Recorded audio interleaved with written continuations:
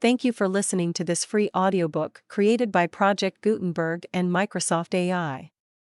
To learn more about the project or give feedback on the quality of a recording, please visit aka.ms/audiobook. Later Poems by Alice Meynell, author of Poems. London and New York, John Lane, The Bodley Head, 1902. Copyright 1901 by John Lane, all rights reserved. By John Lane. University Press, John Wilson and Son, Cambridge, U.S.A. University Press, John Wilson and Son, Cambridge, U.S.A. 2. A.T. Contents: The Shepherdess.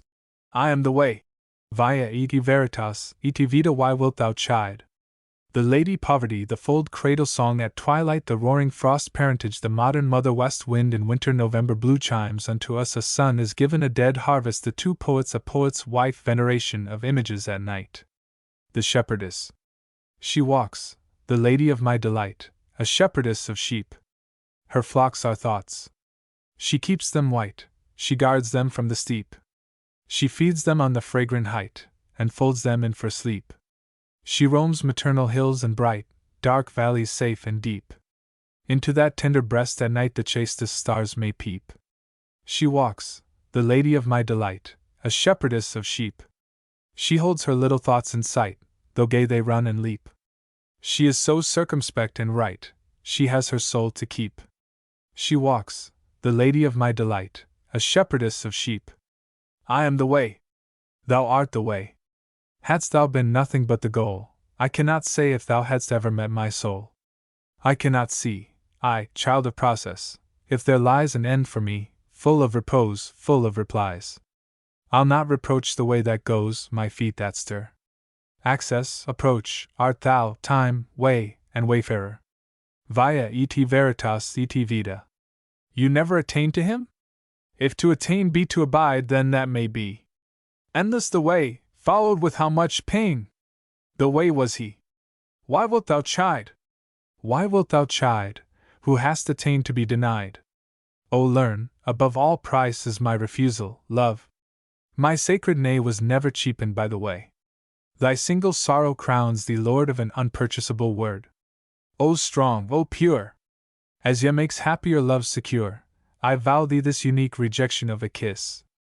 I guard for thee this jealous sad monopoly. I seal this honor thine. None dare hope for a part in thy despair.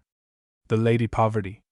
The Lady Poverty was fair, but she has lost her looks of late, with change of times and change of air. Ah, slattern, she neglects her hair, her gown, her shoes. She keeps no state as once when her pure feet were bare. Or almost worse, if worse can be, she scolds in parlors, dusts and trims, watches and counts. Oh, is this she whom Francis met, whose step was free, who with obedience caroled hymns, in Umbria walked with chastity? Where is her ladyhood? Not here, not among modern kinds of men, but in the stony fields, where clear through the thin trees the skies appear, in delicate sparse soil and fen, and slender landscape and austere. The fold. Behold, the time is now. Bring back thy flocks of fancies, wild of whim. O lead them from the mountain track, thy frolic thoughts untold. O bring them in, the fields grow dim, and let me be the fold. Behold, the time is now. Call in, O call thy posturing kisses gone astray for scattered sweets. Gather them all to shelter from the cold. Throng them together, close and gay, and let me be the fold. Cradle song at twilight. The child not yet is lulled to rest. Too young a nurse, the slender night so laxly holds him to her breast that throbs with flight. He plays with her, and will not sleep. For other playfellows she sighs, and unmaternal fondness keep her alien eyes. The roaring frost. A flock of winds came winging from the north, strong birds with fighting pinions driving forth with a resounding call. Where will they close their wings and cease their cries, between what warming seas and conquering skies, and fold, and fall? Parentage.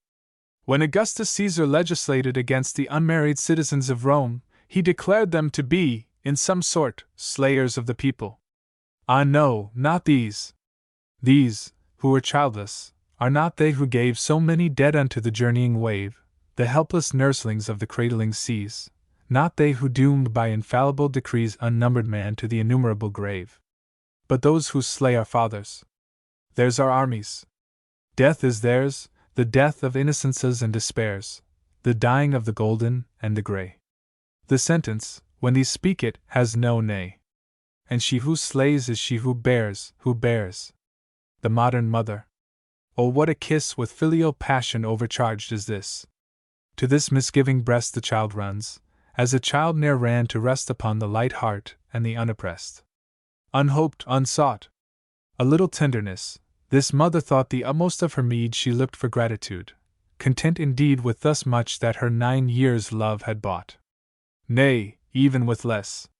This mother, giver of life, death, peace, distress, desired not so much thanks as forgiveness, and the passing touch expected, and the slight, the brief caress. O filial light strong in these childish eyes, these new, these bright intelligible stars. Their rays are near the constant earth, guides in the maze, natural, true, keen in this dusk of days. West wind in winter. Another day awakes. And who, changing the world, is this? He comes at whiles, the winter through, west wind. I would not miss his sudden tryst, the new surprises of his kiss. Vigilant, I make haste to close with him who comes my way. I go to meet him as he goes.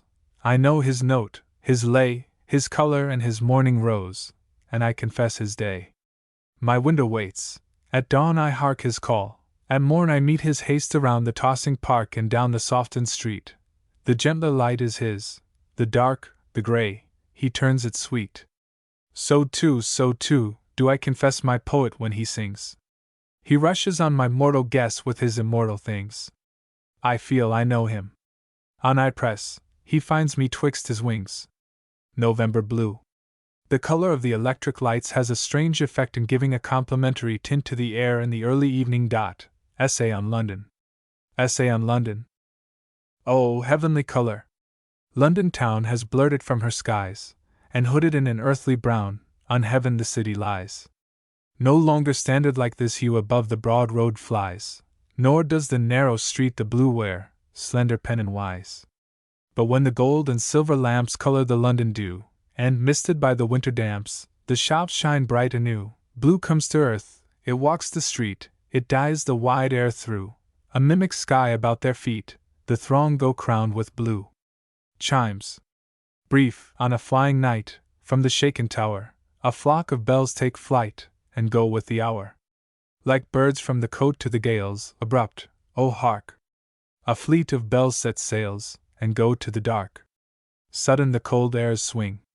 Alone, aloud, a verse of bells takes wing and flies with the cloud. Unto us a son is given. Given, not lent, and not withdrawn, once sent, this infant of mankind, this one, is still the little welcome son. New every year, newborn and newly dear, he comes with tidings and a song, the age is long, the age is long. Even as the cold keen winter grows not old, as childhood is so fresh, foreseen, and spring in the familiar green. Sudden as sweet come the expected feet. All joy is young, and new all art, and he, too, whom we have by heart. A dead harvest, in Kensington Gardens. Along the graceless grass of town they rake the rows of red and brown, dead leaves, unlike the rows of hay, delicate, either gold nor gray, raked long ago and far away. A narrow silence in the park, between the lights a narrow dark. One street rolls on the north, and one, muffled, upon the south doth run. Amid the mist the work is done. A futile crop, for it the fire smoulders, and for a stack, a pyre. So go the town's lives on the breeze, even as the sheddings of the trees, bosom nor barn is filled with ease. The two poets. Whose is the speech that moves the voices of this lonely beach? Out of the long west did this wild wind come, oh strong and silent. And the tree was dumb, ready and dumb, until the dumb gale struck it on the darkened hill. Two memories, two powers, two promises, two silences closed in this cry, closed in these thousand leaves articulate. This sudden hour retrieves the purpose of the past, separate, apart, embraced at last. Whose is the word? Is it I that spake? Is it thou? Is it I that heard? Thine earth was solitary, yet I found thee. Thy sky was pathless, but I bound thee, thou visitant divine. O thou my voice, the word was thine. Was thine. A poet's wife. I saw a tract of ocean locked in land within a field's embrace, the very sea. Afar it fled the strand and gave the seasons chase, and met the night alone, the tempest spanned, saw sunrise face to face. O poet, more than ocean, lonelier! In inaccessible rest and storm remote, thou, sea of thoughts, dost stir, scattered through east to west, now, while thou closest with the kiss of her who locks thee to her breast. Veneration of images. Thou man, first comer, whose wide arms entreat, gather, clasp, welcome, bind, lack, or remember, whose warm pulses beat with love of thine own kind. Unlifted for a blessing on yon sea, unshrined on this highway, O flesh, O grief, thou too shalt have our knee, thou root of every day. At night. Home, home from the horizon far and clear, hither the soft wings sweep, flocks of the memories of the day draw near the dovecot doors of sleep. O which are they that come through sweetest light of all these homing birds? Which with the straightest and the swiftest flight? Your words to me, your words,